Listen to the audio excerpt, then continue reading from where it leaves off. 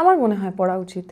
কারণ এবার যদি আপনি আমাদের ফরম্যাট দেখেন, ইউজুয়ালি আমাদের যখন যাত্রা হয় বা যাত্রা হয়, তো প্রথমবার আগেও ইনসাফ যাত্রাতে মীনাক্ষীদিরা অনেক লম্বা সময় হেঁটেছিল, এটা তো তবুও গাড়িতে হাঁটা, বাইক সব মিলিয়ে মিশিয়ে। এবারে আমরা বলেছি কম, শুনেছি অনেক বেশি। যে এলাকার যেটা সমস্যা, যখন ওরা মালদাতে গেছে, মালদার যে ভূতনি চক, যেখানে ওই নদী ভাঙনে বাড়ি চলে গেছে, এবং ওরা যখন গল্প করছে মানে ওদের চোখে জল চলে আসছে, যে প্রায় 10 ডিগ্রি টেম্পারেচার, প্রচণ্ড ঠান্ডা হাওয়া দিচ্ছে, আর একটা ত্রিপলের মধ্যে মানুষজন রয়েছে, তাদের কোথাও যাওয়ার জায়গা নেই, তাদের টিউবলাইট নেই, তাদের মানে কোনো কিচ্ছু নেই।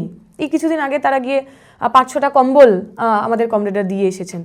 তো ওখানে ওরা শুধু না নেতা হিসাবে যাননি, শুধু ওখানে ভাষণ দিতে যাননি, ওদের কথাগুলো শুনে সেই কথাগুলো অ্যাম্প্লিফাই করেছেন।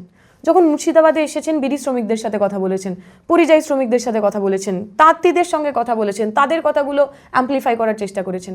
ফলে আমরা যেটা করার চেষ্টা করেছি, এটা শুধু আমার রাজনীতির যাত্রা হয়নি, আমার পলিটিক্যাল পার্টির যাত্রা হয়নি, এই পুরো অংশে মানে জনসংযোগ যাত্রা। হ্যাঁ, মানে সাধারণ মানুষের যে কথাগুলো না আমাদের মিডিয়াতে আসছে না।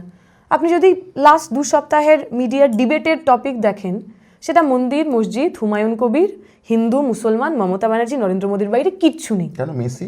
হ্যাঁ, মেসি, মানে অবশ্যই মেসি ইম্পর্টেন্ট, মেসিকে অনেক মানুষ দেখতে পাননি, সেটা ইম্পর্টেন্ট, কিন্তু তার চেয়েও তো বেশি ইম্পর্টেন্ট একটা 11 বছরের বাচ্চা যে স্কুল ছুট হয়ে বার্নিশের দোকানে কাজ করছে। যে মুর্শিদাবাদ নিয়ে এতগুলো পরপর হয়তো ডিবেট হলো, সেই মুর্শিদাবাদেরই একটা 10 বছরের ছেলে সেখানে পরিযায়ী শ্রমিক হচ্ছে, তাই নিয়ে কথা হচ্ছে না। আমাদের যেটা ভিশন ছিল, যে পুরো বাংলা বাঁচাও যাত্রার মধ্যে দিয়ে আমরা যে কথাগুলো বলছি না, যাদের কথা বলা দরকার, যারা বাংলাকে বাঁচান, যারা বাংলার পরিচিতি, তাদের কথাগুলোকে যদি আমরা একটুখানি সবার কাছে মেইনস্ট্রিমে নিয়ে আসতে পারি।